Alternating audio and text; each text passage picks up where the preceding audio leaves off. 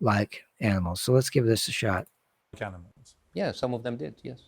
Some of them did, yes. Like, yeah, I mean, there were 3,000 of them. Yeah. But, entering at 13 different points. So 13,000, 3,000? 3,000 Hamas at 13 entry so points. So for that, you killed 50,000 people. Well, they killed 1,200 people. They kidnapped over 250. No. I said like Israelis, for that, they killed 50,000 Well, hang on. people. I'm about to give you the numbers as we now believe them. So 1,200 people were killed, of which 400 were believed to be military. Then you had nearly 7,000 more people who were wounded, many of them irrevocably badly. You had over 250 people kidnapped, including a baby who's never been returned, Holocaust survivors, grandparents, and so on.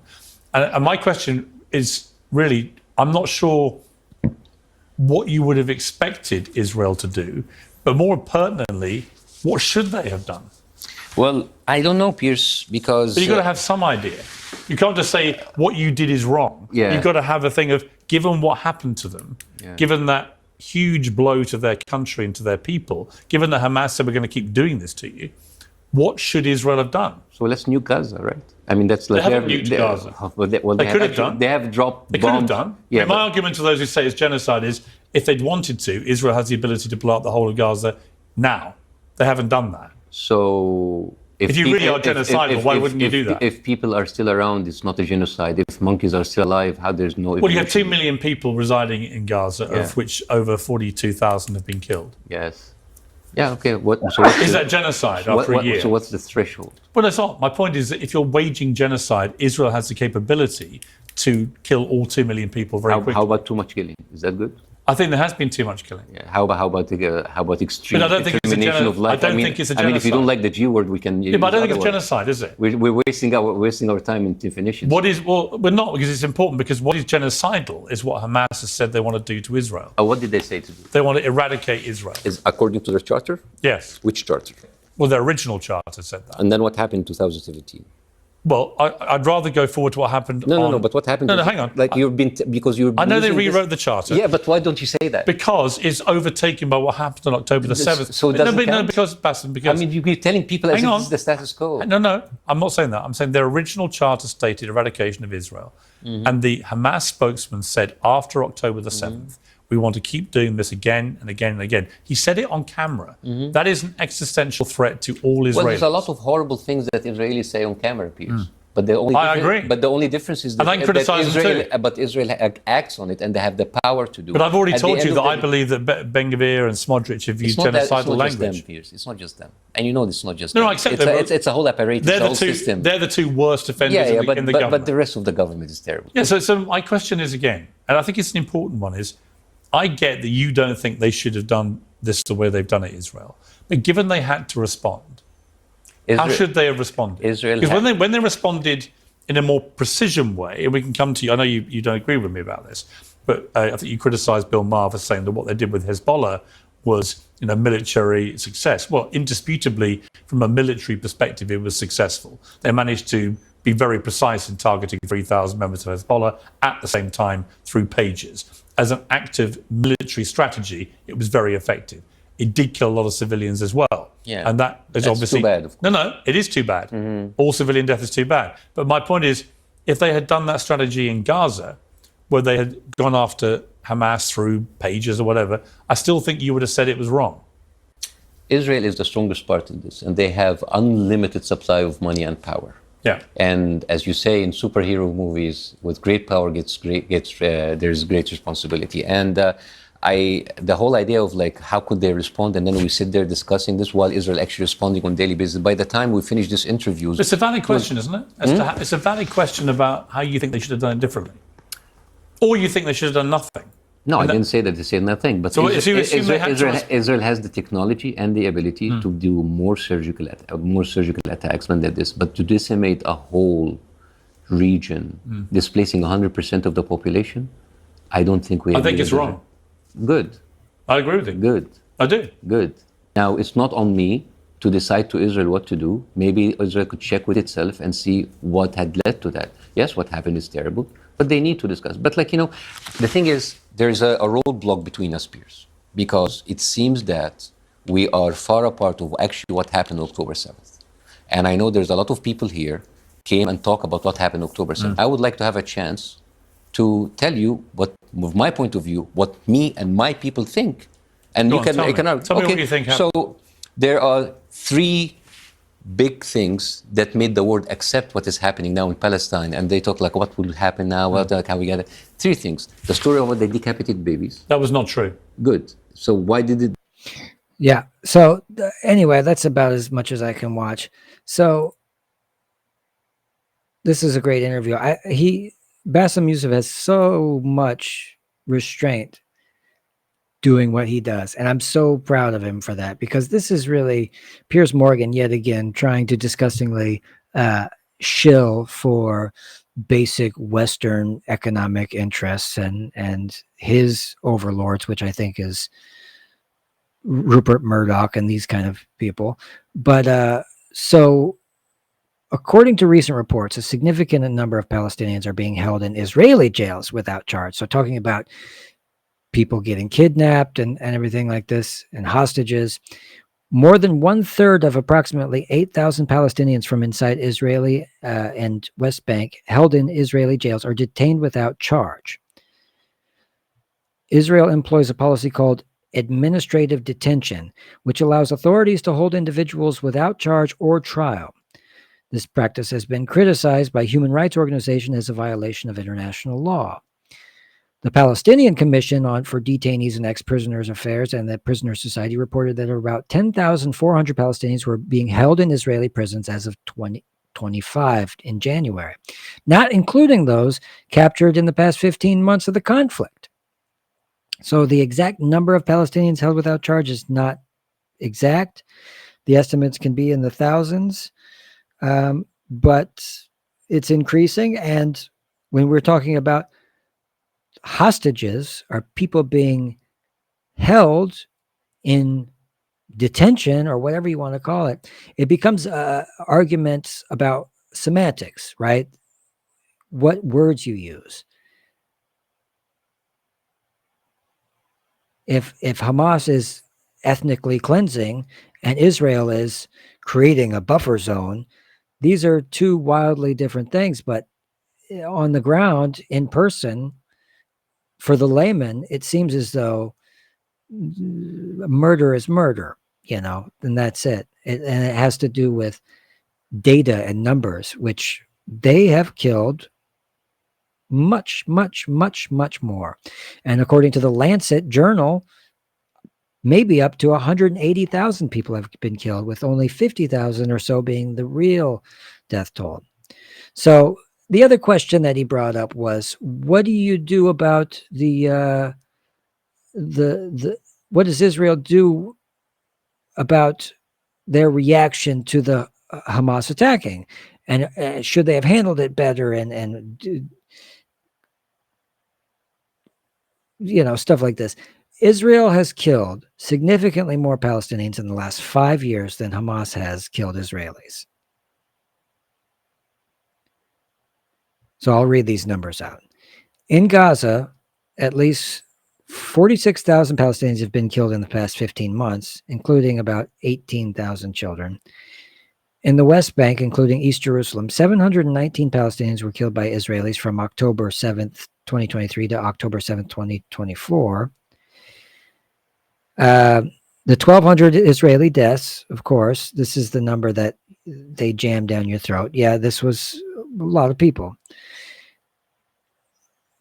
Palestinians killed 6 Israeli settlers and 16 soldiers from October 7th to October 2024. So disproportionate death tolls all around. But the number of casualties that Palestinians have sustained for 75 years has always been lopsided. In fact, in the last, over 90% of the casualties in the last 20 years in the conflict have been Palestinian. And this is according to the UN data. So the other thing that he went over is the Hamas charter. Now, the Hamas rewrote their charter in 2017. Now, originally in about 87 or so, 1987, they did sign a thing and they said, well, no, death to Israel, and we want to eradicate Israel altogether. And none of these organizations say that they want to eradicate human beings. They just want to clear the area. Same with Hezbollah. They don't make any claims to say that they're going to kill or genocide these people. They just want their land back, essentially, and to stop having this aggressive power in that region. Generally, understandable point of view from a resistance sort of standpoint. Make no mistake, Israel is an aggressive force in the region. They're always stoking tensions between these countries, and preemptively started a lot of conflicts over the last 75 years. In fact, you'll find most of the conflicts or skirmishes or battles have been initiated by Israeli as a preemptive measure.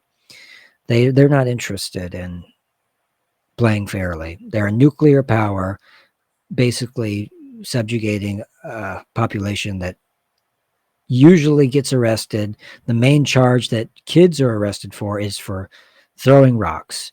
And all the missiles they say they launch over, they never really quite make it into Israel. And then beyond that, they have an Iron Dome. So to frame this as a war is just ludicrous. So in 87, they wrote a charter. They said, let's eradicate Israel. And in 2017, they introduced significant changes to its official stance. The new document accepts the establishment of a Palestine state based on the 1967 borders, which was a departure from their previous position, rejecting any territorial compromise. So right there in the Hamas handbook, they say, we're down to compromise. We'll work with you. The 1967 borders will be fine. Israel can stay. We can stay. We can all live together happily ever after. And this is a radical Muslim jihadist organization, way different than the secular PLO of decades before. So in an attempt to distinguish between Jews, Judaism, and Zionism, stating that their fight is against the Zionist project rather than Jews in general. So Hamas, in its charter in 2017, writes, they're not mad at Jews or Judaism. They're mad at Zionism and the Zionist project. Because, like I said before, Zionism is colonialism. It's an invasion. It's predicated on attacking and infiltrating and dispossessing and subjugating indigenous people. That's what it is. And that's not cool. That's unfair. It's highly inconvenient to the people being screwed. The new charter lacks anti-Semitic language that was present in the 1988 original version, which is fairly interesting when you find out that Israel played a large part in funding Hamas when they got started, because they thought that this would be a easier enemy or, adversary to deal with. So they helped fund them, because the secular PLO was, I think, a little bit more frightening for Israel. The new charter also no longer mentions Hamas's connection to the Muslim Brotherhood, likely to improve relations with Egypt and the Gulf Arab states. The document emphasizes, democracy as a means to solve internal disputes, which was also absent in the old manifesto. But it maintained its stance on not recognizing Israel and still claims all of historic Palestine from the river to the sea. The new charter does not replace the original 1988 document, but is still described as a set of new general principles and policies. So it's a bit contradictory too, like that they won't recognize Israel, but they still want their spot. The sad part is, because Israel holds all the cards, because the West is so large, it doesn't really matter what they want. And of course, when that's the case, of course, what else would you do rather than go full jihad terrorist and just start wasting anybody that you could in order to achieve your means? Let's be honest here, folks. Violence is the default setting of the universe. This is how history is written. This is how things are made and played. Nobody was ever won any war without some blood being spilt, or, there are just groups of people who are just terrible and will storm your village at dawn and cut your head off and rape your family. This is true in olden times and true today. So you have to have a pragmatic approach to the world you live in. But at the same time, we have so much violence that's senseless because of sort of the world we live in. It's just about the power is shifting now. The West is losing its dominance, and we're finally learning about all of our dirty laundry that we tried to keep hidden for so long. But yeah, what I wanted to say was Israel initially supported and indirectly funded Hamas in its early stages, primarily as a counterweight to the secular Palestinian Liberation Organization, the PLO. This was in the 70s and 80s. Israel authorities granted licenses and support to Ahmed Yassin, a Muslim Brotherhood member who ran a network of mosques, clubs, and schools in Gaza. And this basically turned into Hamas later. Brigadier General Yitzhak Segiv, a former Israeli military governor in Gaza, admitted to providing financial assistance to Mujama al-Islamiyah, a precursor of Hamas, on its instructions from Israeli authorities. So they thought that it would be good to fund an opposition to the opposition group. And this is typical with imperialist powers and strategy, United States foreign policy, where if there's somebody causing you trouble, you give money to their enemies. And by doing that, you can destabilize, neutralize your enemy. Fairly simple, tends to work. Israeli strategists viewed Islamic fundamentalists as non-threatening social force that could improve Palestinian living conditions and potentially undermine the PLO's influence. There you go. And a former Israeli official have acknowledged that Israel's role in providing funding for assistance to Yassin's network as a means of weakening the secular left-wing Palestinian factions within the PLO, which is fascinating because there's nothing we know how to do better in the West than to neutralize groups like this, especially left-wing ones. If you guys want to read a good book, I recommend The Jakarta Method. Just came out recently. Vincent Bevins, I think, is the author. Maybe I'm wrong. Maybe I'm thinking of Vincent Price. No, I don't know. But it's about how the United States funded a military operation to overthrow a communist government and ended up killing like 1 million people or something, or 500,000 people, quite a bit. And this became known as the Jakarta Method, which was a method for overthrowing and neutralizing these foreign governments who were at risk of becoming communist. So the last thing I wanted to point out about this clip is that Israel actually ignored significant amount of intelligence about Hamas's attacks prior to October 3rd or 7th. Sorry. Multiple sources indicate that Israeli intelligence agencies and military personnel had obtained crucial information about Hamas's intentions, but this intelligence was disregarded or misinterpreted at high levels. So then you start thinking about motivations on why somebody would do that. You know, false flags are all the rage, where you can pretend like you've been attacked. In fact, I think that's how the Spanish-American War got started, something like this, thanks to Randolph Hearst and this yellow journalism, something like this. Again, I'm just a stoned idiot. I actually don't know what I'm talking about. Israel's officials obtained Hamas's battle plan for October 7th more than a year before it happened. A non-commissioned officer from Unit 8200, which is their spy outfit, their NSA, sent multiple warnings to IDF officers the weeks leading up to October 7th, urging preparations to minimize the impact of the attack. Now, they were mostly left-wing people at that event. Now, Netanyahu, being a strong-arm fascist, would have no problem seeing left-wing people at a music festival, these hippies, get slaughtered as a sacrificial lamb for a larger regional conflict. Not saying that that's the truth. I'm just saying what interests might be converging here. And you can look basically at military strategy and human psychology and sort of think, well, what's possible and what's not. The Gaza division prepared a document warning that Hamas was planning a large-scale invasion intended to take up to 250 hostages. So again, they had the information and they didn't act on it. Why not? Why not? Same with 9/11.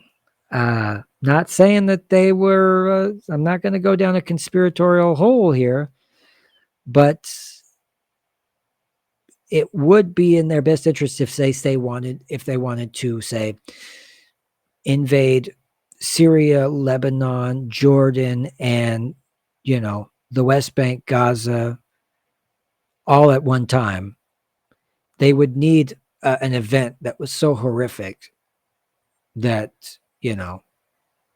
that would allow this to happen. It seems crude, but for strategists, military strategists, this is the price of doing business, right? This is collateral damage. So we might find out 40, 50, 60 years later when it becomes declassified or whatever, or if we lose. And here's a hip tip for you. All the FBI files about COINTELPRO, which if you don't know about that, go check that out. That's when we assassinated a bunch of prominent Black Panthers and stuff like this in the 1960s. We wouldn't have even known about that unless some hippies broke into a fucking government office and stole the files. They were about to burn them. And we lost a bunch of other files that indicated a lot of other complicit, the FBI was super complicit in destabilizing the counterculture movement. Anyway, the head of Amman's Devil's Advocate Unit, which I don't know what that is, issued 4 warnings in the last 3 weeks before October 7th that Hamas would soon launch a confrontational with Israel. I got to look that up. That seems interesting. I just pulled this up and didn't have time to research what that was. Probably one of these type of military branches. They had another one in the United States where it had an octopus. I don't know, you guys remember this? It was like an octopus with tentacles around the globe, and it was bizarre symbology for some dark, seedy spy organization. Bunch of dorks.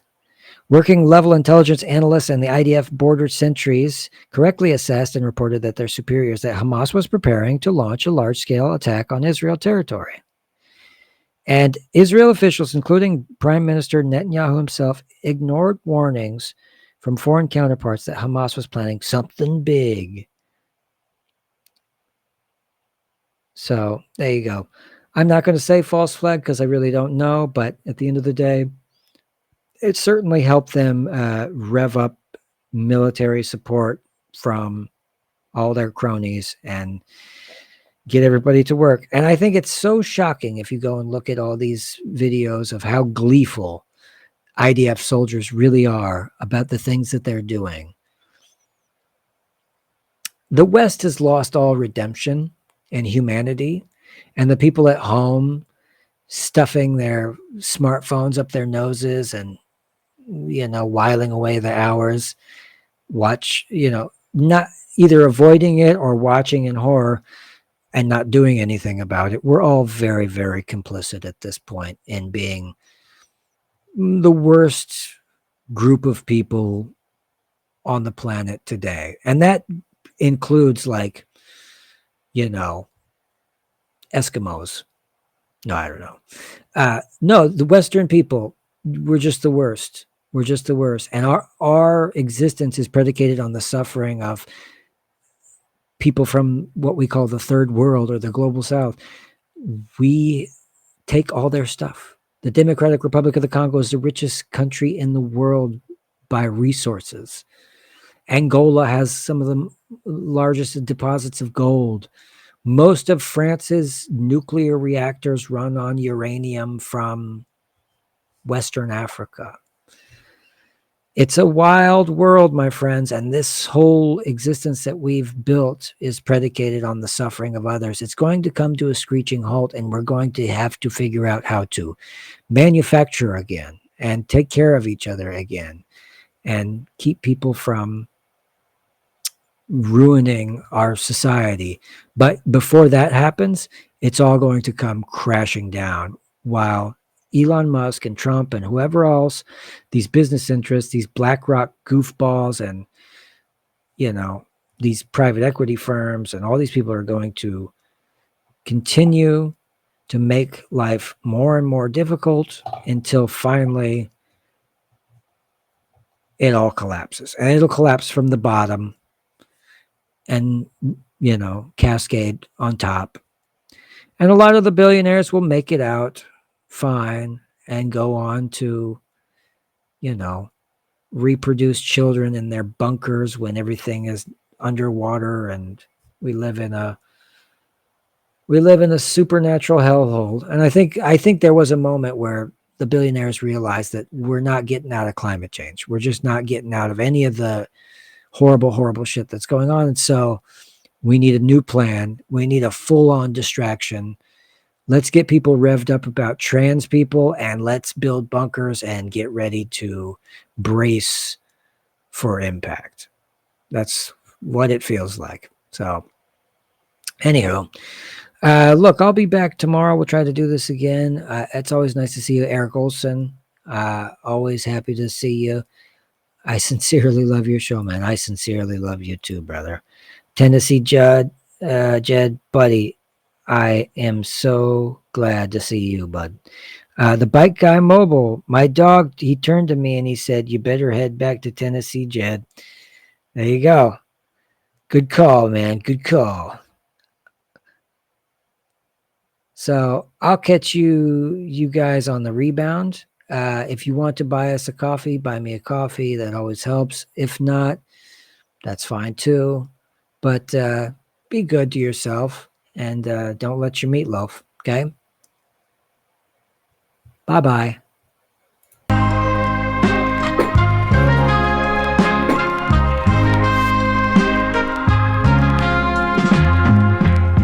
The revolution won't be televised, so open up your sleepy eyes. Grab your guns and head outside, fighting evil until it fucking dies. This week in decline, we're under attack. This world is yours and mine, we're taking the power back.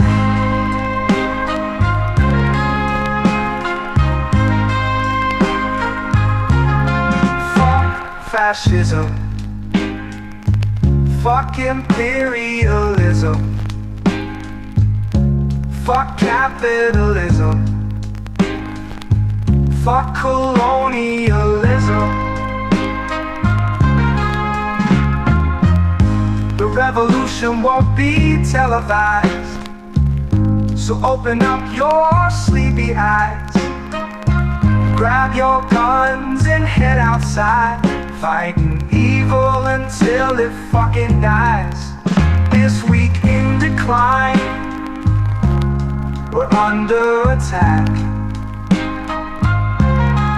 This world is yours and mine, we're taking the power.